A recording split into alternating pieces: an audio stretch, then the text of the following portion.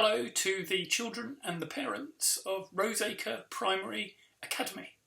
My name is Tony de Saulles and I am a beekeeper, an author and an illustrator. I've been illustrating the Horrible Science series. Here's one of our books for, believe it or not, the past 24 years. We've done lots and lots of books and sold millions of copies all around the world, which has been very exciting. I am also an author, and recently I've been writing about bees. Now, I'm delighted to be able to set you your challenge today, and it's going to be bee related. So let me first show you my Bee Boy trilogy. A trilogy is a set of 3 books. So here's the first one in the trilogy, and it's called Bee Boy Clash of the Killer Queens. The second one is called Bee Boy Attack of the Zombies.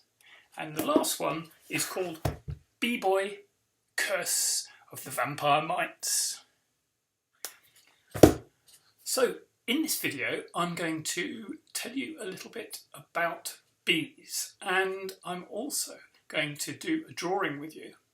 You need to pay close attention while you watch the video, because there'll be lots of information about bees, and at the end your challenge, as well as doing the drawing, is going to be to remember some of the important and interesting facts about bees.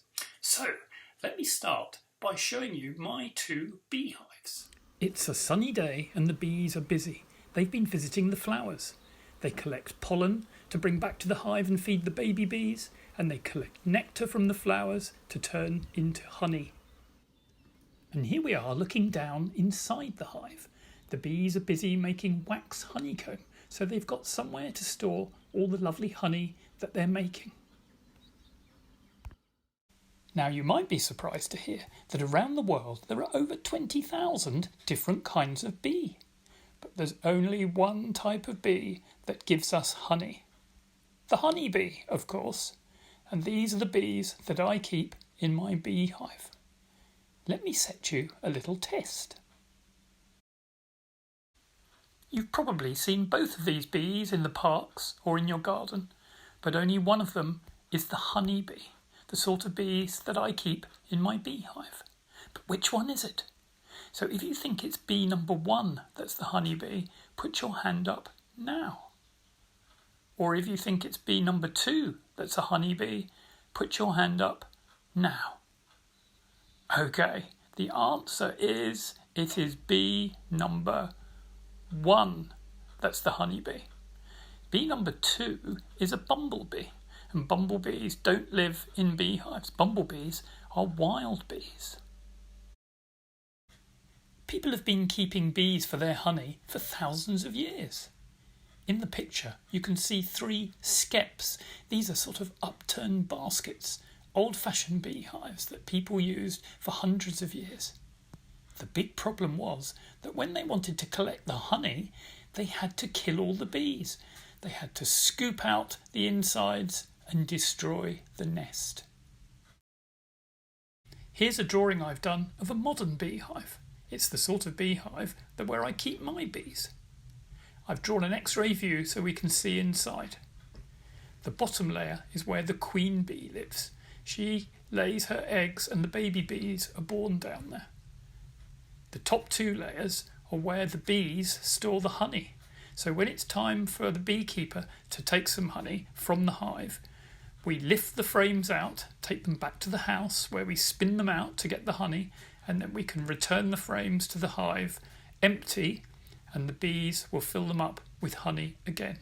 And the brilliant thing is that none of the bees are harmed in this process, and that's the good thing about the modern beehive. And now it's time to do a drawing. We're going to have a go at drawing our own beehive and learn a little bit more about the bees that live inside it. All you have to do is watch and copy. Don't panic. This is a video, so if I'm going too fast, all you have to do is hit the pause button so that you can catch up. And if you enjoy this, then you can copy other drawings that you like. Have a look at your books in your bookshelf and find illustrators and pictures that you like and copy them too. And you'll find that the more you copy, the better you get at drawing. And the brilliant thing is that even though you are copying, you'll find your own drawings come out differently. We've all got our own style locked inside us, and the more drawing we do, the more the style will come out. And mums and dads, have a go as well. It's quite good fun if everybody does it, and then you can compare your efforts. So, are you ready? Let's draw a beehive. So we start off by drawing a box. A beehive is where bees live. They make their honey inside, and baby bees are born inside in the bottom box, which is bigger than the top two. So it's 3 boxes stacked on top of each other with a roof to keep them warm and dry. This is the front door where they come and go. It's very wide because it can get very busy in the middle of summer, but it's not very high, and that's so that they can guard the front entrance from wasps that might be attacking. This little shelf is the landing board where the bees come and land when they come back from the flowers where they've been collecting pollen and nectar, and they land on the landing board before going indoors. Here are some legs I've drawn to show that the beehive is above ground and warm and dry, and some cartoon grass. Let's draw a few little bees. Now, before this modern sort of beehive was invented, beekeepers used to have to destroy the whole nest, kill all the bees, to actually get the honey inside. But now, with these modern beehives, and it's the sort of beehive I've got, because I am a beekeeper, and that Melvin in the book has, this modern beehive has frames in it, so we can take frames of honey out and get the honey without destroying the whole colony of bees. Now, what am I drawing up here? Well, it's one of the bees. It's a close-up of one of the worker bees. Worker bees are all female. Nearly all the bees in a beehive are worker bees. They do all the jobs like guarding the entrance, feeding the babies, feeding the queen, making honey, building wax, honeycomb, collecting pollen, collecting nectar, taking out the dead. There's lots and lots of jobs to be done inside the beehive. 1, 2, 3, 4, 5, 6 legs. And I'll put some little lines on to show the wings are buzzing, and then we do another curly line to show that this little worker bee has flown out of the hive. Perhaps she's going off to find some more flowers where she can collect pollen and nectar. Nectar is what they turn into honey, and by flying from flower to flower, she will take pollen from one flower to another and actually pollinate the flowers. I've talked about pollination earlier on. Here is a male bee. There aren't so many male bees. They're the daddies. That's their only job, is to be the daddy bees, and they don't do anything else. The worker bees do all the work. The drones, that's what the male bees are called, have big eyes and fat bodies and 6 legs, of course, just like the other bees, but they don't have a stinger. Drone bees, the male bees, can't sting. So let's show him flying out of the hive with a few zoom lines, and let's give him a label.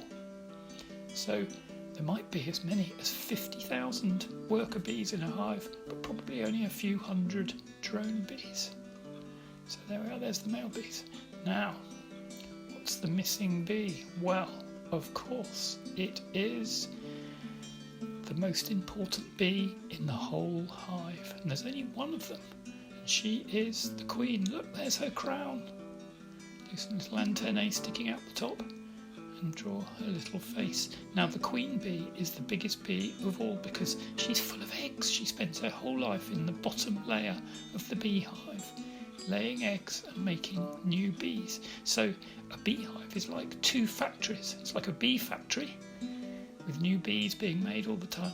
And of course, it's a honey factory as well, because they have to make honey so that they've got food to keep them alive through the winter months. That's why bees make honey. So if we take some of their honey, we have to replace it with sugar syrup. Otherwise, they'll starve because there's no flowers for them to land on in the winter. So there are the 3 bees, and now let's draw Bee Boy. He has big eyes, just like the bees that he owns, and a little mouth. Keep his face quite small because otherwise he'll look too grown up, and we want him to look like us. A boy who'd probably be in top juniors, I should think. Let's draw his hair, spiky hair, and give him his t-shirt in just a second. Just put some eyebrows in, there we are. Right, let's draw his little t-shirt. I'll probably colour it in a minute, make it black because it'll give him a bit more character. And if you look in the books, you'll see that he's got a black t-shirt. To his hand, this one's closed because he's flying upwards with a sort of fist. And there's his little body. Put the stripes in and give him some insect legs. So he's got 4 legs and 2 arms. It adds up to 6 because, of course, all insects have 6 legs. There's his wings. All insects have wings, whether they're beetles or bees or flies or ladybirds. Let's put some black into his t-shirt just to make him stand out a little bit more. There we are, colour him in, and perhaps I'd better give him a few zoom lines to show that he's been in the beehive as well. And we'll put a label on, Bee Boy. I hope I haven't been drawing too fast. Of course, you can just pause it to catch up if you need to. But there's Bee Boy and his bees.